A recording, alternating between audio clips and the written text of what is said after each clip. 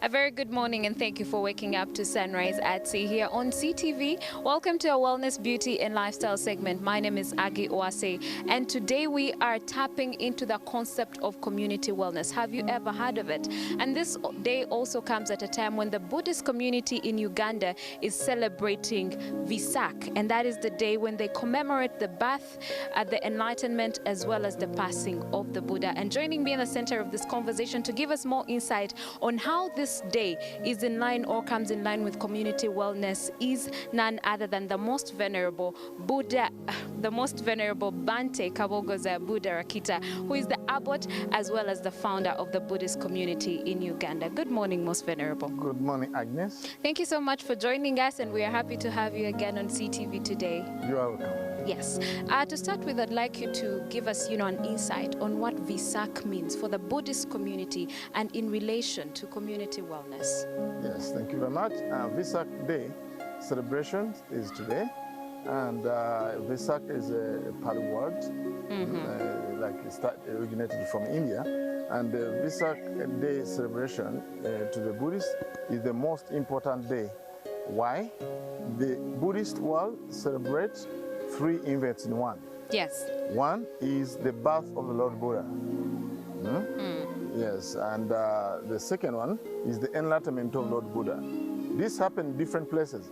Birth happened in Lumbini, which is currently Nepal, and then the enlightenment happened in India, which is actually Buddha Gaya, and I've been to these places actually. And the passing away, we don't say the Buddha died, but we call the passing away into the Parinibbana. In other words, the great passing away. Yes. It's not like another passing away, it's the great passing away of the Lord Buddha. And those three events in one. It's just like, maybe I can relate to Christianity, but it's like celebrating Easter Day and Christmas in one. Okay. But for us, we are even the third, which is enlightenment. So in other words, this day is very important to express our gratitude to the Buddha, who taught the teaching which is called the Dhamma, the way how things are, what people call Buddhism. And the way he taught is, he said that I'm teaching this Dhamma, the truth, for the benefits of the many, for the welfare and happiness of all beings. That's why this is very important for us as part of the community in Uganda. We see that there is some similarities between what the Buddha taught and the community, because this is not only the community of Buddhist, but also all people in the world. I call it the global community. Yes. The teaching is very, very important.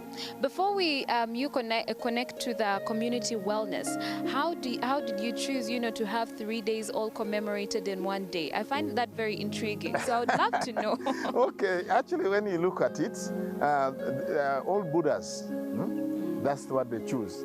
They choose to be born in May on a full moon day.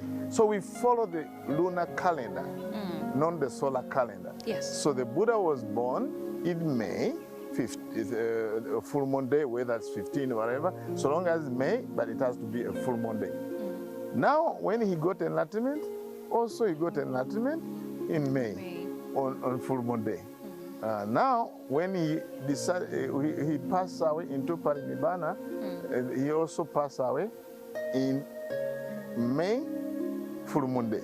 So that's why we celebrate them all together in one, for efficiency. That means it's a very eventful day for you. Oh, it's the biggest event in the Buddhist calendar. And also what's very interesting, the Buddha was born under the tree, and also attained enlightenment under the tree. And this is the kind of tree. It's called Bodhi tree, that tree. It's right there. Yes, right there. That's called a Bodhi tree. It's called Ficus religiosa. So that's where he sat and attained enlightenment. And also he passed away under the tree. So now, people who found out Buddha's teaching, they found out to be very peaceful, especially the teaching on mindfulness meditation. And now, United Nations has given us a full day. In other words, United Nations recognized this day as called United Nations Vesak Day celebration. And I'm supposed to be in Japan, I'm supposed to be in Thailand to join my fellow Buddhists to celebrate this day. And also in New York, they celebrate it at the headquarters of United Nations. So it's very important to not only to the Buddhist world, but also to all the people in the world, including United Nations. Yes. Okay, now let's tap into the issue or the concept of community wellness. What does community wellness mean to you as a Buddhist monk, as well as in the Buddhist way? What does community wellness mean? Yeah, let us first tell you how we understand as community. Yes. The word community has the word unity at the end. You see? Unity. For us, it's called Sangha in Pali language. That means people more than 4 people. If like there are more than 4 people, we call it community, the Sangha. So now, when you look at those words, means together, unity, united.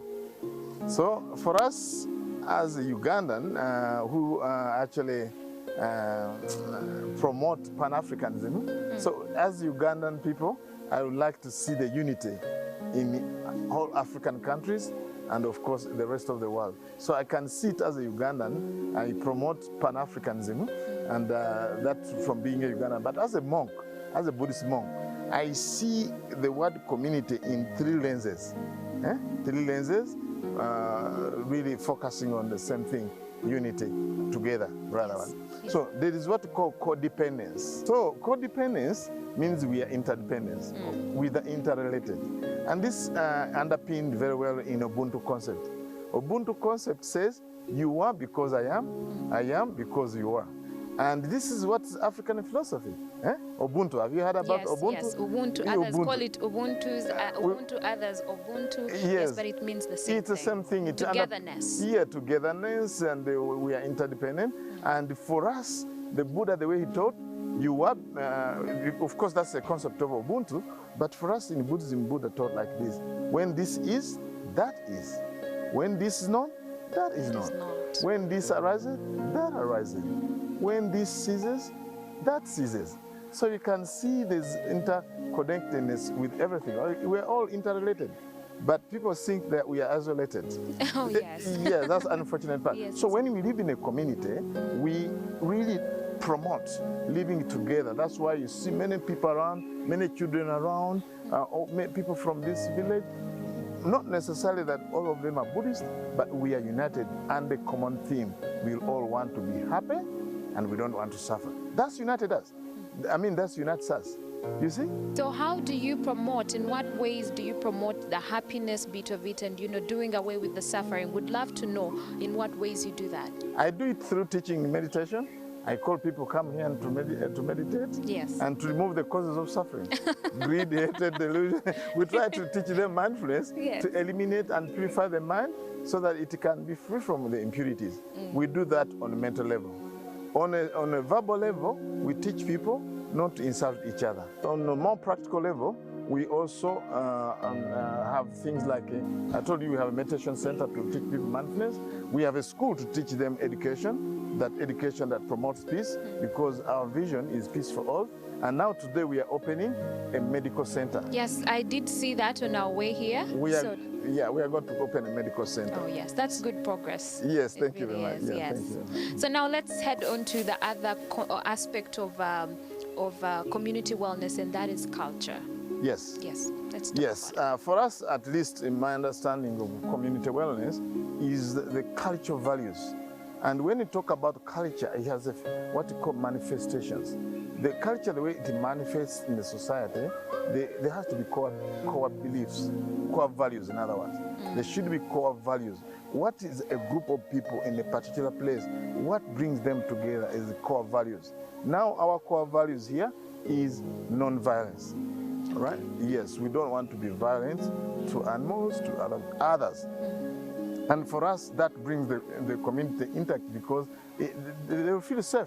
When they come here at the temple, they don't feel that there will be violence.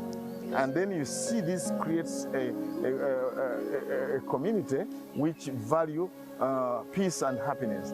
So these core values means that people are going to behave in a similar way or admire to hold these common, what called core values of loving kindness, of compassion. Those hold us together as a community. Let's tap into the the aspect of compassion, and I know that it's very important and very fundamental. You talked about Ubuntu earlier, and that almost translates to it. It's about compassion, togetherness. There cannot be togetherness without compassion. So let's talk about the compassion bit of it. Compassion, the Pali word is karuna in our language here. And compassion, it's the way we define it, at least in Buddhism, is the quality of the heart and mind that quivers when is faced by the suffering of others, including oneself. So now as a community, we see here that people are suffering, and that's a community problem. So how can we solve the problem? That's called community wellness.